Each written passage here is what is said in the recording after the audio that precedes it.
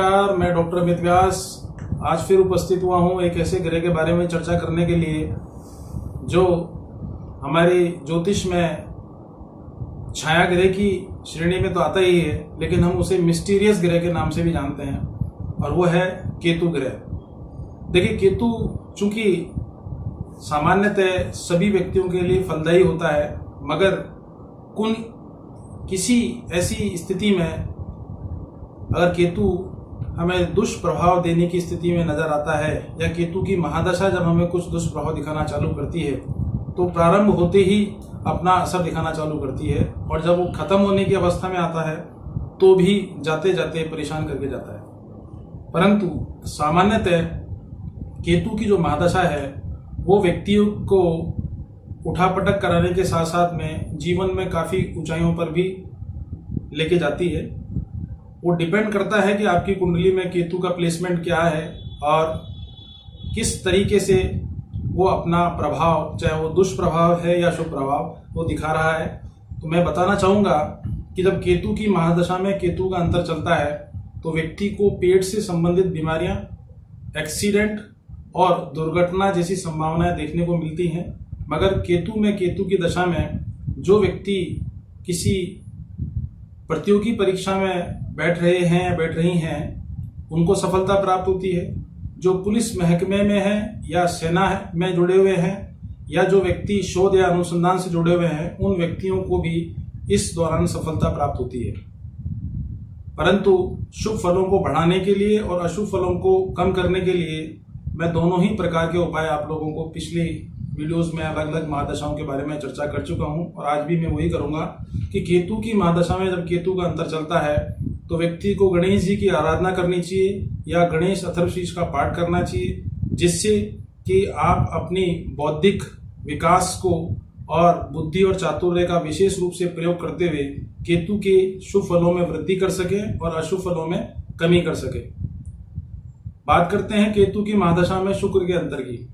देखिए, केतु की महादशा में जब शुक्र का अंतर आता है तो सामान्यतः जिन व्यक्तियों के विवाह नहीं हो रहे होते हैं, चाहे वो पुरुष हो या महिला, इस दौरान विवाह होते हैं संपन्न। दूसरा, इसी दौरान व्यक्तियों को आर्थिक रूप से संपन्नता भी प्राप्त होती है, विदेश यात्राएं भी होती हैं, और यहाँ तक कि गाड़ी घोड़े या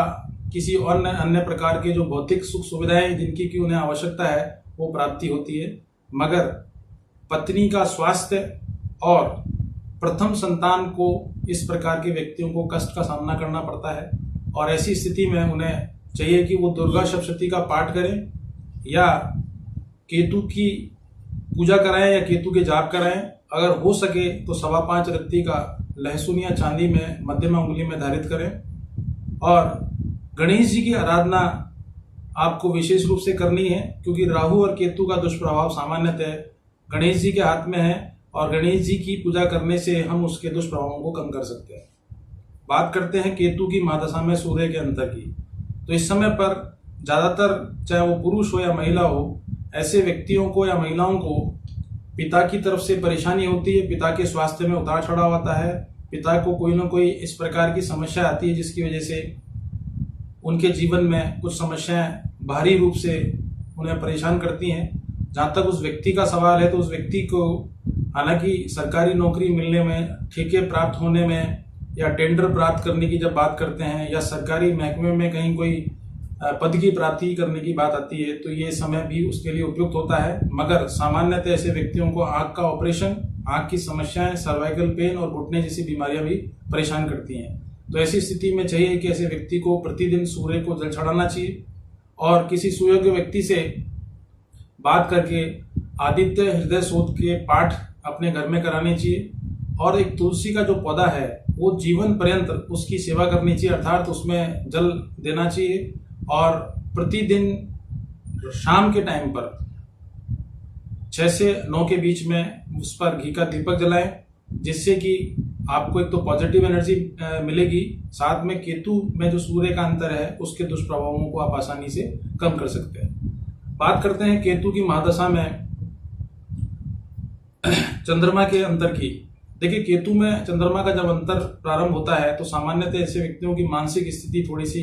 परेशानी वाली होती है, डिप्रेशन जैसी स्थितियां भी देखने को मिलती हैं, खासतौर पर जो मानसिक रोगी होते हैं या जिनकी भूलने की बीमारी होती है या जिन्हें पढ़ाई लिखाई में कंसंट्रेशन नहीं बन रहा होता है, तो वो समय उन लोगों के लिए उचित नहीं होता है। और जहाँ तक सवाल है विवाहित व्यक्तियों का या महिलाओं का, तो उनके वैवाहिक जीवन में थोड़ी सी कलहबाजी होने की संभावना बनती है और माता को भी कष्ट इस दौरान होता है। तो ऐसी स्थिति में शिव जी की पूजा करना श्रेयस्कर रहेगा। रुद्राष्टक के पाठ किए जा सकते हैं या किसी सुयोग्य पंडित से कराए जा सकते हैं, और 5.25 रत्ती का लहसुन या चांदी में मध्यमा उंगली में धारित करने से इसके दुष्प्रभावों को अपन आसानी से कम कर सकते हैं। बात करते हैं केतु की महादशा में मंगल की। देखिए, केतु को भी हम लोग दुर्घटनाओं से, चीराफाड़ी से, अग्निकांड से जोड़ते हैं, वही मंगल भी इसी चीज का कारक होता है। बस अंतर सिर्फ इतना होता है कि केतु उस घटना को अंजाम देकर थोड़ा बहुत नुकसान करता है, लेकिन मंगल उसको और भी बड़े रूप में कन्वर्ट कर देता है। तो केतु की महादशा में जब मंगल का अंतर आता है तो सामान्यतः ऐसे व्यक्तियों को कोर्ट कचहरी, मुकदमेबाजी, चोरी का भय, अग्निकांड, घर में इलेक्ट्रॉनिक्स आइटम का जलना, इस तरह के कुछ लक्षण दिखाई देते हैं और घर में कलह की भी स्थिति इसके दौरान देखी जा सकती है। मगर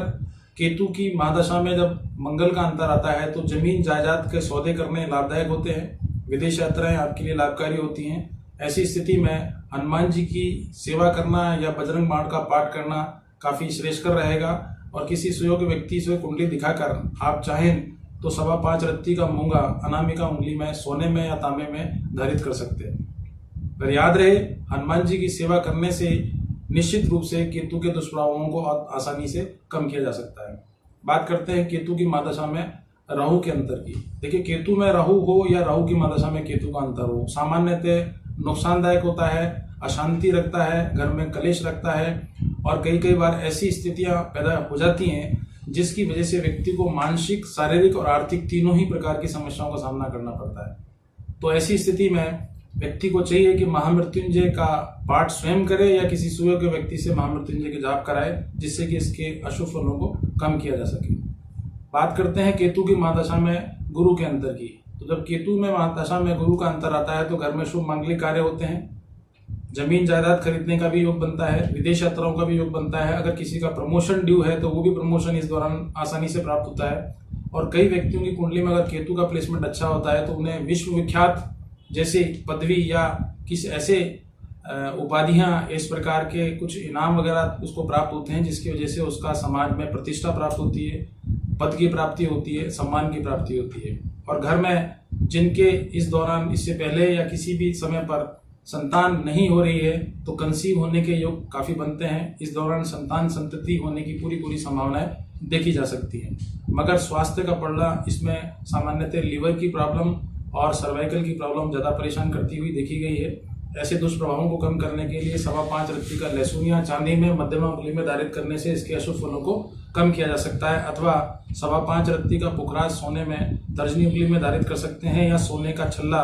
आप इंडेक्स फिंगर दिस वन में आप पहन सकते हैं। बात करते हैं केतु की महादशा में शनि के अंतर की। केतु में शनि जब आता है तो व्यक्ति को शारीरिक पीड़ाओं का बहुत सामना करना पड़ता है, सरकार की तरफ से भी कई प्रकार की समस्याओं का सामना करना पड़ता है, कोर्ट कचहरी जैसी भी स्थितियां देखने को मिल सकती हैं। मगर केतु में शनि आने की वजह से राजकीय सेवाओं में कार्यरत व्यक्तियों को लाभ मिलता है। व्यवसायी जो होते हैं उनको काफी कुछ उपलब्धियां भी इसमें हासिल होती हैं, मगर शारीरिक रूप से उन्हें कैंसर जैसी बीमारियां, हार्ट अटैक जैसी बीमारियां होती हुई देखी गई हैं।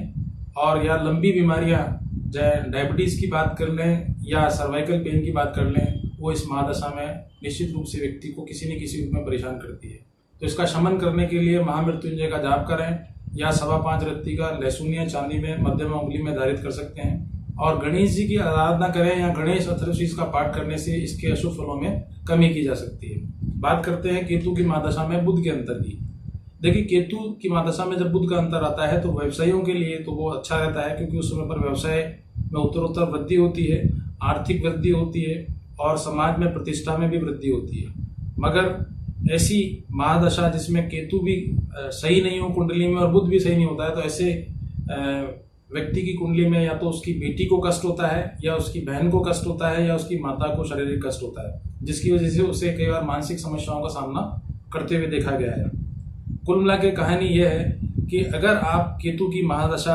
आपकी कुंडली में चल रही है तो आप निश्चित रूप से डरने की आवश्यकता नहीं है, क्योंकि केतु व्यक्ति को ऊंचाइयों पर भी ले जाता है तो कई बार उसको पतन की ओर भी ले जाता है। और सामान्यतः जिस व्यक्ति की केतु की महादशा चल रही है उसे मदपान से, शराब इत्यादि से दूरी रखनी चाहिए। और गणेश जी की आराधना करना तो उसके लिए श्रेष्ठकर है ही, लेकिन अगर उसे मानसिक कष्ट है या डर है, भय है, चिंता आती है इस महादशा में, तो बजरंगबली की पूजा करने से, बजरंग बाण का पाठ करने से इसके कष्टों को आप कम कर सकते हैं। नमस्कार, धन्यवाद।